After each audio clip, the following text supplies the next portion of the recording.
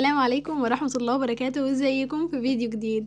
انا مي جمال، طالبة في تالتة طب بشري، وعلى قناة هنا بحاول اساعدكم واتابعكم خلال رحلة الثانوية العامة. فيديو النهاردة لأولى ثانوي هكلمكم عن الفرق بين مذاكرة أولى ثانوي وتالتة اعدادي، عشان عارفة ان كلكم اتصدمتوا مرة واحدة، لان الفرق في المذاكرة ده هو اللي بيخلي طالب طالع من تالتة اعدادي لأولى ثانوي عارف هو بيعمل ايه كويس وبيجيب درجات كويسة، وطالب تاني مفكر ان المشكلة ان هو مش ذكي كفاية او ان اصحابه اللي بيجيبوا درجات اعلى دول ما شاء الله اينشتاين في نفسهم. الفيديو ده هتعرف حاجات هتفيدك السنه دي وتخليك من اوائل المدرسه، وكمان لحد تالتة ثانوي هتخليك ماشي منظم في تالتة ثانوي. حاجه انا عارفه ان الاعداديه عموما كان احفظ تتفوق، انت مادام حفظت المنهج كويس جدا وحليت عليه خلاص انت كده بقيت متفوق. اهم حاجه طبعا في الثانوي انك تكون فاهم كويس، فاهم كل معلومه، ده بيعتمد على اختيارك المدرس. فعشان كده لو انت شفت صاحبك بيروح عند مدرس مين ورحت وراه انت غلطان جدا، لان لازم يكون اختيارك المدرس ده على اساس انت فهمت منه ولا لا، سواء كان اونلاين او سنتر. تاني حاجه الكتب اللي انت بتختارها علشان تذاكر وتحل منها.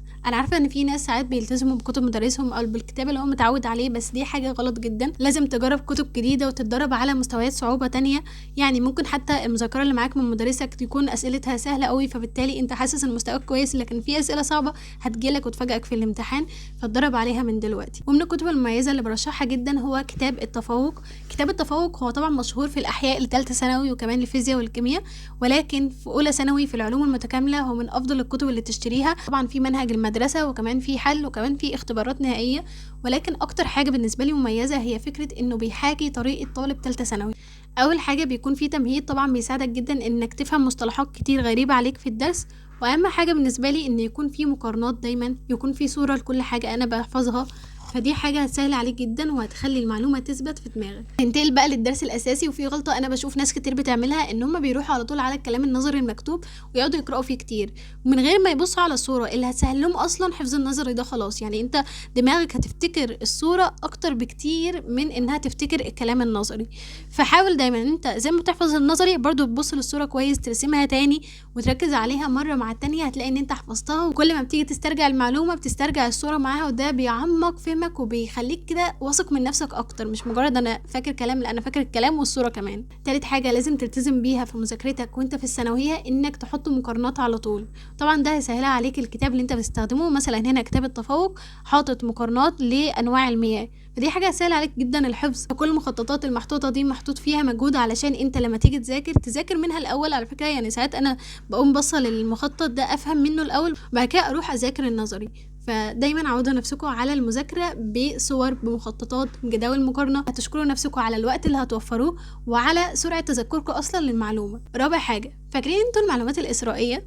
المعلومات الاسرائيه دي ناس كتير في الاعداديه كانوا طبعا بيسيبوها مش بيذاكروها. في الثانويه بقى لا، لازم ان احنا نذاكرها كويس قوي ونقراها، مش ان احنا نحفظها، اكيد هي مش مطلوب منك حفظها، لكن هتسهل عليكم الحل. وهنا اسمها كي بوينتس مش معلومات اسرائيليه. وبرشح دايما قبل ما تروح تحل على الدرس تحل اسئله الاداء الذاتي، لانها هتسهل عليك كتير، هتعرفك افكار الدرس وهتكون بتختبر نفسك على الضيق كده لحد ما تيجي بقى تشوف الاسئله. طبعا هنا مثلا اسئله الدرس الاول لوحدها 40 سؤال بين اختياري ومقالي، وفي حاجات 50 وفي حاجات اكتر، فطبعا كمية أسئلة محترمة جدا.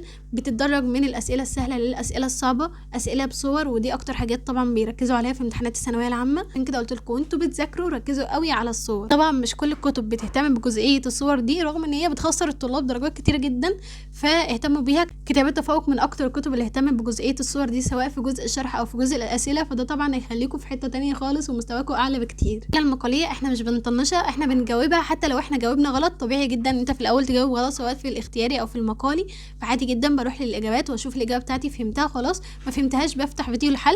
ميزه كتاب التفوق ان هم عاملين تطبيق اصلا للحل اسمه تطبيق التفوق للثانويه العامه، ينزل عليها فيديوهات حل الاسئله، فحتى لو انت مدرسك مش بيحل كتاب التفوق او انت مش بتاخد درس تقدر ان انت تجيبه وتذاكر وتحل مع مدرس من مدرسين التفوق. من الحاجات اللي بتوقع الطلاب جدا هي العلاقات البيانيه، فكل ما اهتميت بالعلاقات البيانيه اكتر كل ما ده هيسهل عليك اكتر طبعا في الحل. وهسيب لكم برضو فيديو للتاسيس في العلاقات البيانيه. مهم ان انتوا تحلوا بوقت وتختبروا نفسكم نفسكم، فعشان كده في اخر كل واحده بيكون في طبعا اختبار شامل، وفي اخر المنهج كله 10 اختبارات شامله. الاختبارات دي بنمسكها بعد ما نخلص المنهج، بنراجع مثلا على 3 دروس ونحل اختبار، وهكذا لحد ما نخلص المنهج كله مراجعه مع اخر اختبار. خلونا متفقين كده ان الثانويه العامه عماله تتغير من بعد الكورونا، وكل سنه بيطلع في حاجه جديده، ورغم ذلك ما شاء الله في طلاب بيجيبوا درجات عاليه جدا سواء حتى في اولى وتانية ثانوي. فكان السر اللي خلاني الحمد لله في اولى وتانية ثانوي اطلع الاولى، رغم ان احنا والله كنا متلخبطين من كثره القرارات، وشويه يلغوا حاجات من المنهج وشويه يضيفوا حاجات. انا كنت بذاكر اللي موجود عندي، يعني كتاب التفوق من اول الكتب اللي نزلوا المنهج، ولسه اصلا ما فيش اي كتاب نزل تاني. فانا خلاص انا اشتري الكتاب واقعد اذاكر، ماليش دعوه بقى بالناس المتشتته، الناس اللي بتضيع وقتها. ما دام منهج الوزاره نزل والكتاب بتاع التفوق طبعا مطابق لمنهج الوزاره، خلاص انا هجيبه واقعد اذاكر منه. ليه اشغل نفسي بقى واشغل بالي بالناس التانيين بيعملوا ايه؟ تاني حاجه عايزه اتكلم عنها وهي ماده العربي واللغات عموما. فالمواد دي لان المتحرر فيها كتير دلوقتي، ما عادش بقى ان انتوا تقعدوا تحفظوا في دروس العربي والنصوص والكلام ده كله، فبقى اهم حاجه ان انتوا تهتموا بالمتحرر. وده انا هعمل عنه فيديو كامل لسه بجمع فيه عن كل المعلومات عن المتحرر وازاي تحلوا فيه كويس، فباذن الله ابقوا تابعوه لما ينزل. بالنسبه للانجليش انا بعمل الحاجات اللي المستر بيقول عليها عادي، بس كنت عامله كشكول ليا للكلمات الغريبه في الانجليش عشان احفظها، جنب كمان التسميع اللي المستر مديهولنا، بحيث ان انا ازود الحصيله بتاعتي من الكلمات، لان يعني كلنا كنا طالعين من الاعداديه اصلا الكلمات اللي عندنا قليله جدا. اما بالنسبه للرياضه فهي ماده حل بشكل بحت، فعلى الاقل 3 مرات مرتين في الاسبوع بحل رياضه واديها وقتها، اتعلم مهارات الاله الحاسبه لانها مهمه جدا، وناس كتير بتغلط بسببها في الاجابات، يعني يكونوا ماشيين الخطوات صح بس عملوا خطوه غلط على الاله الحاسبه وخسرتهم درجات. فاسيب لكم فيديو مهارات الاله الحاسبه، ممكن مش كل حاجات تكون عليكم، فعادي اعملوا سكيب للحاجات اللي مش عليكم، بس يعني اسمعوا الحاجات اللي عليكم فيها. كان فيديو النهارده، اتمنى يكون عجبكم وفادكم. ما تنسوش ان انتوا تعملوا لايك للفيديو ده واشتراك في القناه. صلى الله عليه وسلم عليه افضل الصلاه والسلام في الكومنتات. اعرفوا ان الثانوي مش صعب، الثانوي بس عايز الشخص اللي يعرف يتعامل معاه كويس. ما قلت لكم احفظوا دايما بالصور والمقارنات، حلوا كتير، وحاولوا ان انتوا دايما تتابعوا نفسكم. انا كنت عامله على طول نوته بتابع فيها نفسي واكتب الاخطاء بتاعتي الفنيه، اللي هو مثلا ان انا اتسرعت في السؤال كذا، انا النهارده ما كنتش مذاكره كويس فما كنتش واثقه في نفسي، وهكذا. حرفيا الكتابه يوميا عن الاخطاء اللي انا عملتها بتساعدني اكتر ان انا اكون كونكتد او متصله مع نفسي، وعارفه ان انا اطور من نفسي اكتر. فارشح لكم جدا ان انتوا تجيبوا نوتة صغيره خالص تكتبوا فيها ايه اللي عملتوه النهارده كويس في الدروس، ذاكرت مثلا اول باول، وايه اللي عملتوه غلط. مثلا انا ما ركزتش على الرسومات في الاسئله فبالتالي انا غلطت فيها، وهكذا. ده سعر كتاب التفوق في العلوم المتكامله، وهسيب لكم الرقم على الشاشه بحيث لو عايزين تطلبوه اونلاين، وغير كده موجود في كل المكتبات.